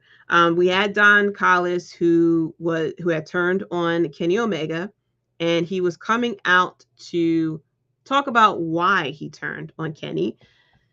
Didn't really tell us the reason why he turned on Kenny before Kenny came out, and then the Blackpool Combat Club came out and attacked. I really love the fact, and I said this before, that if it is Don Callis that is behind the Blackpool Combat Club, that we're not getting like the exact indicator that is actually him. Like, we're going off the assumption because every time he is in trouble, here comes the Blackpool Combat Club coming to help out. So I love the fact that it's not being put out there for us. It's not like they held out his hand or anything like that. That we're kind of adding another layer to this whole story because we don't know the reason why all of a sudden the Blackpool Combat Club is interested in the Elite, except for the fact they feel as though they are the Elite faction of AEW. But yeah, Kenny was getting beaten down and stuff like that. And then the Young Bucks came out. Now, the Young Bucks were attacked by the Blackpool Combat Club earlier today in the parking lot, which was a cool little beatdown. We saw, a car getting involved and everything like that. As you see, my sometimes co-fur host here, Oreo, she loves to get into the camera from time to time. If you saw her little head pop up there. So they got beat down in the parking lot, and they came out and everything like that, but it was still 3 versus 4. And so here comes Hangman Adam Page to of course a big pop and everything, because then everybody realized, hey, the Elite is actually back together again, which finally was a continuation from what we got, what 3 fucking months ago when they cut off Dynamite suddenly when the Elite was standing behind Hangman Page, and before you could turn around and look at them, they cut Dynamite. I guess it's a continuation from there. If you don't watch Being the Elite, you probably don't even have the exact details of what came about and how they came together. I don't exactly know because I have Being the Elite, added to my watch later list on YouTube, and I haven't fucking gotten around to watch them all. So I don't know either if they actually made it clear on Being the Elite the exact reason, the exact way that they came back together again. So who knows? But Hangman Adam Page came out with the brown eye patch, which, first of all, that got me. The Hubs was watching at that time, and when we saw the eye patch, like, jokes started flying everywhere. He, of course, went the aye captain and everything. I, of course, was like, what you buying? For my Resident Evil fans and for my Game of Thrones fans, the guy who loves to say the Lord of Light, with the eye patch and everything like that. And then I was like, well, are we going to do an eye for an eye match or anything? I know I just put that out there. Tony Khan is listening. Please do not do an eye for an eye match. You're at war with WWE. Don't copy them. But yeah, I get that he got the eye thing with the screwdriver and stuff like that. So we're selling that with the eye patch. But yeah, the eye patch brought out so many damn jokes out of me. The what you buying, which probably may be the quote of the episode for next week. And they announced that we are going to have an Anarchy in the Arena match. And if you don't remember what that was the match where we had Jon Moxley music playing continuously as the crowd was singing it when they went against what was it, Jericho Appreciation Society. Yeah. So not silly crazy like the Stadium Stampede. This feels like this is going to be a full out brawl as we are working towards Double or Nothing as well. Also on the show too, we had first of all Jay Lethal pulling his pants. The Hubs was watching at that point too. He made a reference to something I didn't even see before. Apparently there was a segment back in 1989 between Ric Flair and Ricky Steamboat, where Ric Flair, of course, was telling Steamboat, like, you like my $1,500 suit and stuff like that. You like my mink coat. Tell your wife, tell the missus join the missus to do the dishes or something like that. And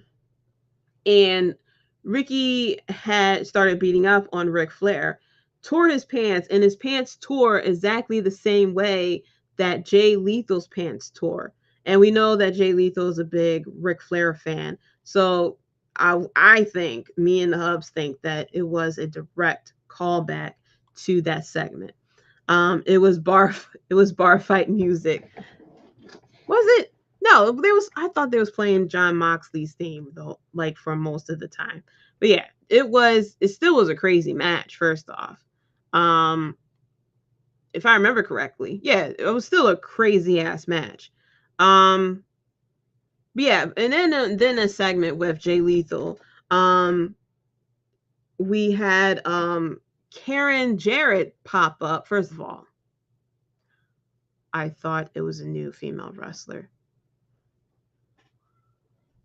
I legit thought that it was like, I thought it was someone like Raquel Rodriguez or something like that. No, I'm saying that was the vibe of the match. Okay. Yeah. It was like straight out brawl. So I think that's what we're going to get here between these two. I would love to know the over and under of how long it will take for Jon Moxley to start bleeding. He may come out bleeding from the entrance. Who knows? He may bump into someone's plastic red cup and immediately start bleeding. I thought the same thing when I saw Lethal get his pants ripped up. Yeah, as soon as the hub saw that, he immediately called it. I don't know how the hell he remembered that from 1980. I don't know how the hell he remembered that segment. But yeah, he immediately mentioned like, yeah, all that's a callback to Ric Flair getting the pants ripped. Because the pants were ripped is in the exact same fucking way, which was crazy. So I thought Karen Jarrett was like a new female, like, the a China wrestler basically, or like Raquel Rodriguez or something like that. I thought that's what she was. I thought we were getting like the female powerhouse to like help out until they was like, oh, it's Karen Jarrett. And I'm like, oh, what the fuck is she? Like, I know why she's there, but I'm like, why the fuck is she here? You need someone to blow you need someone to give a low blow for you to win the match. Like, why can't you do that yourself? Like, you have like two other people standing on the outside. Like, you don't need any additional help. This is starting to get to like, it's like they saw how many people interfere in a match for like the Bloodline, and it's like they saw how many people interfere in the Bloodline, and Tony Khan was like, oh, we can do that too. And now we're like adding people to the fucking TNA faction, I guess I should call them. But yeah, so then we also had Roderick Strong going against Chris Jericho in the Falls Count Anywhere match. I actually really like this match. I love the fact that the falls did count everywhere. We went everywhere in the arena. We went into the stairwell. We went into the of course, everybody named Mama was in the corridors of the arena, in the hallways of the arena, trying to fight. And what was it? Oh, it was ice cream that got put into Jericho's face, and Jericho grabbed something from the trash can to wipe his face. I'm like, sir, like, why would you do that? Like, why would you do that? I'm sure a fan would have happily have given you their jacket or something for you to wipe your face on, so that they can take it and then sell it on eBay. But it was a fun match. It went to the outside. And then we had Adam Cole, who interfered because he was banned from the building. And I was like, that is that's actually very good. I don't think I have seen that come into play where someone was banned from the building and the match was a Falls Count Anywhere, went outside the building, and said person was able to interfere because they were actually outside the building. I was like, that's a bit clever. I don't think I have seen that before. We probably have seen it in NXT, maybe. I think we may have seen that, something like that, in NXT. But I don't recall really seeing anything like that. Those chops sounded so loud. Ouch. Yes. Roderick's, well, no, it was Chris Jericho's chest. Like, both of their chests was like, whoa, sir. But I am happy that Roderick Strong and Adam Cole are together. I'm waiting for Kyle O'Reilly to come back. I know Bobby the Fish is calling Tony Khan, like, please, sitting here sounding like Keith Sweat on Tony Khan's answer, on Tony Khan's voicemail. Like, please take me back, okay? Sitting here playing Drew Hill, in the background, sitting there and playing some Brian McKnight, just playing all the songs, all the Take Me Back songs, okay? Just take me back, please, please, please, please. Begging. Please take me back. I am so sorry. Let me back with my friends, please. But yeah, Zevin said, I'm down on my knees, begging you, please. He is begging to come back, sitting there telling Tony, you're the promoter of the year. I'll vote for you. You're better than Vince. You're better than Triple H. You're better than them all. Sitting there he's about to start going around to different podcasts. Like, yes, AEW is the best company I ever worked for. Tony Khan is the best boss that anyone could ever have. He's going to go around on an apology tour, okay? That man is going to be singing the blues, sitting there bringing a violin and a saxophone player all around with him while he's sitting there just hoping and praying he gets back to AEW so that the Undisputed Elite will be fully reunited. And we also, so technically the main event, even though we did have the Don Callis segment and everything like that, the actual main event match was Jay White going against Ricky Starks. Now, this wasn't actually a good match and everything like that. It's just the finish that I definitely hated. Something that both companies, they love to have these fucked finishes. Dom said, Bobby like, hey, TK, do I ever cross your mind? Anytime. Do you ever wake up reaching out for me? Sitting here singing some Brian McKnight, yo. He's doing like the old school. I'm about to bring back memories again. Here is bring back memory moment of this week. Playing the song in the voicemail, when back in the day where we left voicemails and we played the song. I know we did it for when we set up our voicemail or when we did the call waiting as well. People under 20 probably don't even know what the hell we're talking about. But the call waiting and stuff like that. So Bobby Fish is probably leaving voicemails, playing the song, and then go, hey, Tony, this is Bobby the Fish. I just wanted to let you know that I'm thinking about you, and I want you to call me back. Y'all know the voice. Y'all know the voice. But yeah, it was actually a bit of a good match, getting back to Jay White and Ricky Starks. But it was just the finish that was just so fucking stupid. Tom said, oh yeah, totally guilty. I had the call waiting. I was so hyped to be able to have the call waiting. I think it was like with certain carriers or certain phones or something like that. It was a service that you had to pay for. And I think when I was like with T-Mobile, I forgot what carrier I was with. And I think I switched to like Sprint and they had the call waiting and I got that service and I was so hyped to be able to play a song as my call waiting tone. It was amazing. Devin says, poor Jay White with that mid reaction from the crowd. I was afraid of this. Yeah, it's that I felt as though he would have got this type of reaction, whether he was with AEW or WWE, because not a lot of American fans know who the fuck Jay White is. Like people like us know who Jay White is because we're familiar with New Japan and stuff like that. But New Japan is not featured in America, like not really featured that much or promoted, I should say, that much in America where American crowds kind of know who he is.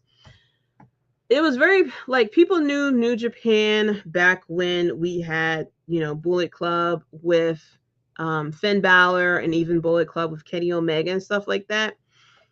Once the Bullet Club went to Jay White, in my opinion, the popularity for New Japan kind of went down from there in America.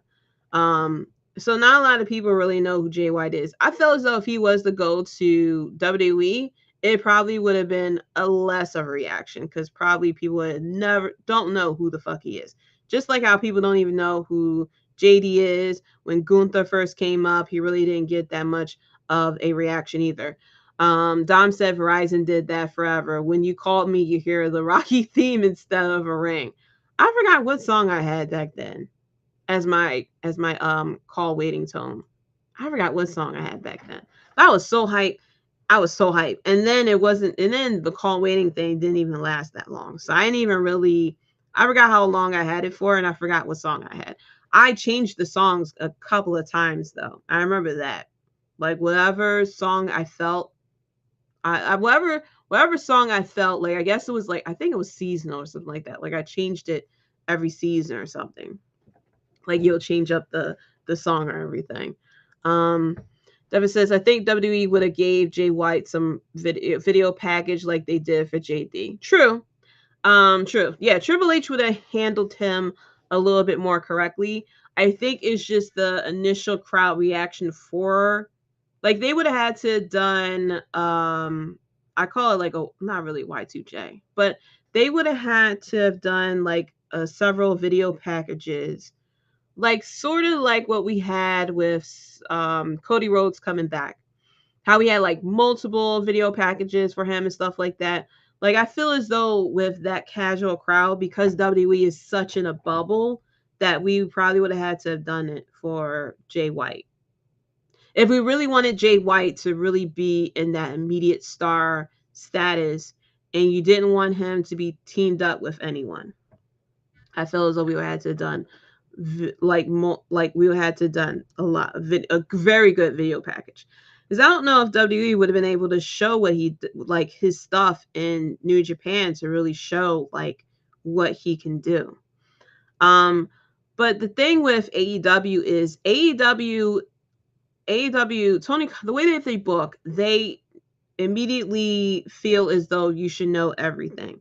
Like, you should be watching Being the Elite, you should be watching New Japan, you should be watching Impact, AAA, and all that. Like, you should already know who these people are. And if you want to grow your audience, and if you want to bring in new people, you kind of have to explain to people like who they are. Like AEW has a large enough audience that doesn't follow, the indies or New Japan and stuff like that. So you kind of have to explain to people what's going on and who this person is. I think what really is doing it for Jay White is the fact that, truthfully, he's being teamed up with Juice Robinson, who really hasn't been like in like not even mid-card booking so far. His booking is pretty much like AEW Dark type of situation. Like, he was in like a mini feud with Ricky Starks before all this. And so because of that, and now you're putting Jay White with him, it feels like Jay White's status has been brought down to Juice Robinson instead of Juice being brought up to Jay White's status.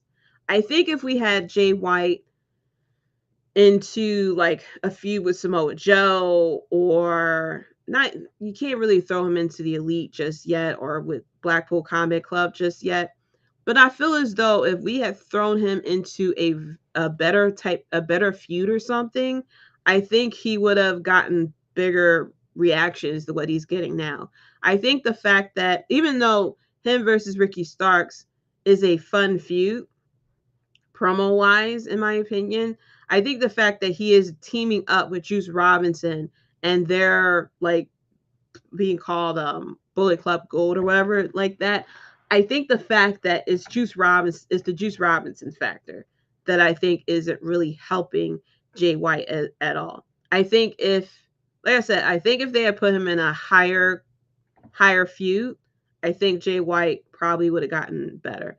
Like, we saw like video packages of Jay White when he's like cutting promos and stuff like that against Ricky Starks, and we see Ricky Starks, but I don't know. It just feels like it's not helping at all. So maybe, hopefully, if we are if he's going to be at Double or Nothing or something like that, we'll see something better happen with that. But the finish for the Jay White and Ricky Starks match was dumb as hell. Very bad decision to have Ricky Starks hit Jay White with a chair and intentionally get himself disqualified. It's like, why? Why would you intentionally get yourself disqualified? And it's not like he snapped or he was like so much shit has happened that he was pushed to hit him with the chair. Like, we've seen the spots where someone has the chair and they're like wanting to hit someone with it, and they're like, trying to restrain themselves from hitting the person with the chair. And, they come to that point where it's like, do I or do I not? And it felt like, for what happened in the match, it really didn't call for Ricky Starks to intentionally get himself DQ'd. So it's dumb. I understand that you probably want to push this feud off until Double or Nothing. But you could have had it done in a different way. You could have had Ricky Starks. You could have had an interference or something like that. Or you could have Ricky Starks snap. Like, you could have had... He'd even beat down Jay White once the match had finished. Like, it wasn't like a... what was it? It wasn't like, a Brock Lesnar type of situation where he just gets upset and like fucking goes off or anything. He like sat there, tapped Jay White with the chair in front of the ref, and then, he hit Juice Robinson, and then he hit Jay White with the chair, and then got disqualified from there. And so, shaking my head with that one. That didn't make any sense. So now we are working towards Double or Nothing. We have MJF, of course, the Four Pillars match.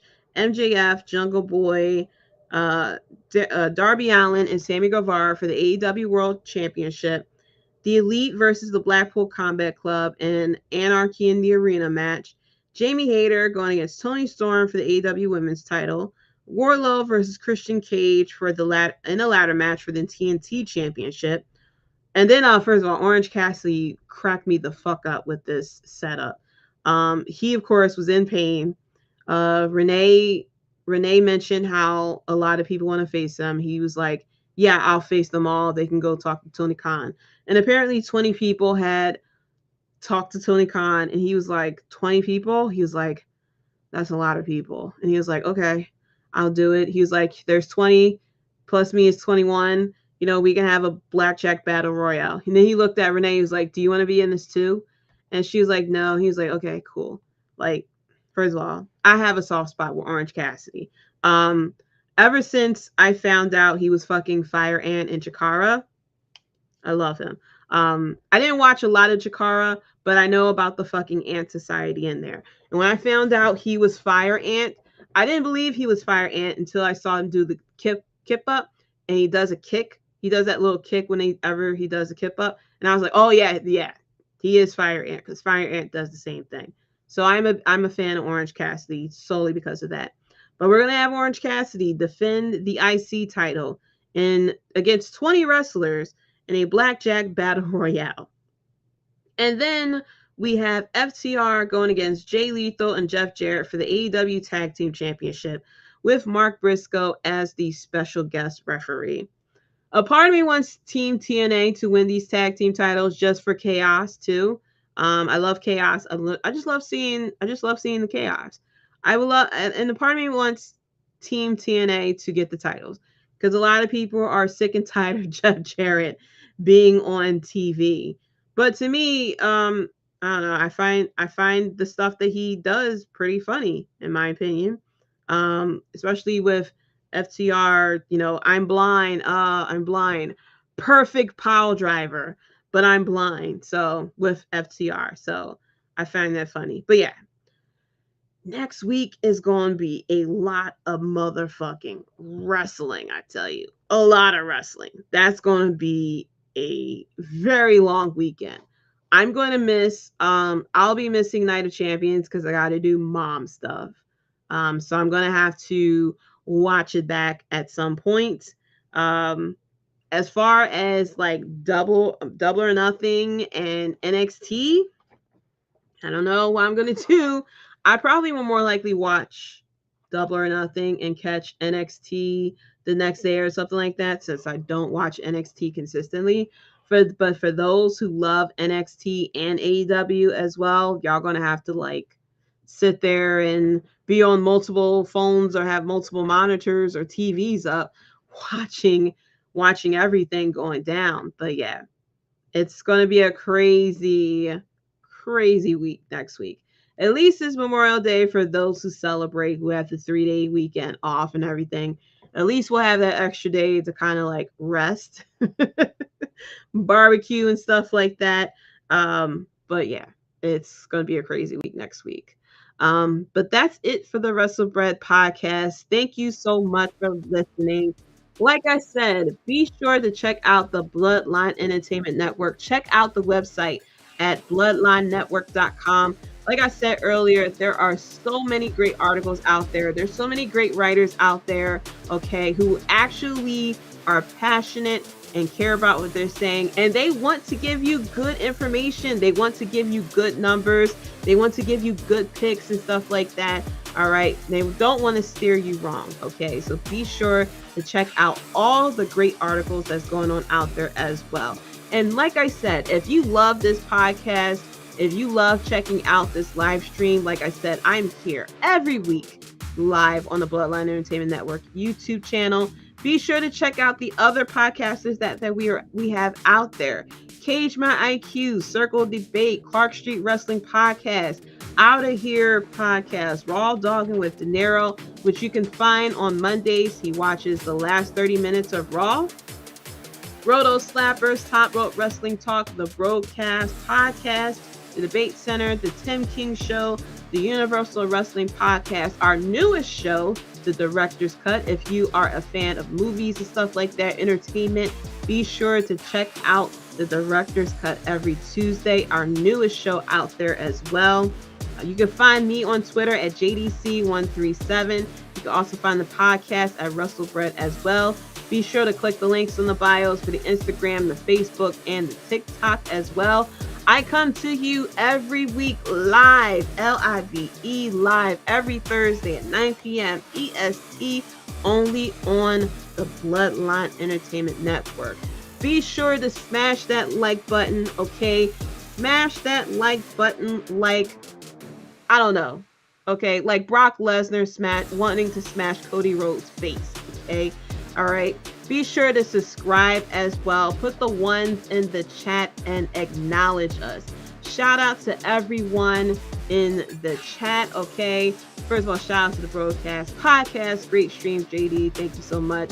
Clark Street Wrestling Podcast. Devin saying, great show. Thank you, First Lady. Thank you so much. Thank you, everyone, for checking us out. And, you know, for all of our podcasts, listen, it is a great thing going on around here. You want to know why you want to check out the Bloodline Entertainment Network? Check us out and find out for yourself why you should be checking us out. We have something going on here on a daily basis as well. And as I said, I have an announcement. And my announcement is not that I have an announcement next week, okay, Tony Khan. I actually have an announcement. And that is, someone has been asking, and I saw it in the chat a few weeks ago, hey, you guys cover sports, you guys cover entertainment, you guys cover sports entertainment, you guys cover movies and anime and stuff like that, but what about video games? And I am here to tell you, we cover video games too, baby. I will be streaming live, L-I-V-E, on Twitch, okay? I will be streaming, playing video games, stuff like that, starting on Monday at 11:10 p.m. EST, okay? Be sure to check out Raw Dogging with De Niro as he watches and talk about the last 30 minutes of Raw. And then you turn around on Twitch and you come and join your girl. Late night gaming with Jaydee, okay? And I'll be playing Fall Guys this Monday, all right? I may put out, as far as what I will play next, I may put out a poll out there because there's a number of games that I want to play that I would love for people to come in, chat, hang out, have a good time, drink beer, drink some wine, or whatever it is that you do, be sure to check us out as well. And there's going to be a lot more coming as well. We will have Devin will be streaming as well later on in the week. But you can check me out on Mondays at 11:10 p.m. Probably 11:15. Be sure to follow us and I'll give you the exact time. You can also find me streaming as well on Tuesdays as well. And like I said, we cover everything. All right. We don't want to steer you wrong. Check out the website. Check us out. Put the ones in the chat and acknowledge us. And thank you so much for listening. I am Jaydee, the first effing lady. And until next time, guys, peace. You're listening to the Wrestlebread Podcast. Yeah,